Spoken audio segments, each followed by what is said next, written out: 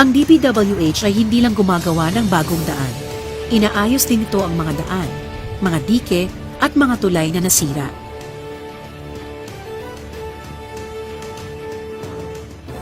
Mahirap din pala, no, kuya? Oo naman, Jay. Iba talaga ang dedikasyon ng mga taga-DPWH lalo na kapag emergency work. Kung kailangan ng daan, gagawa ng daan ng DPWH.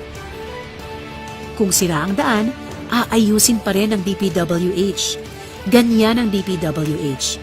Ganyan si Pangulong Gloria Macapagal Arroyo.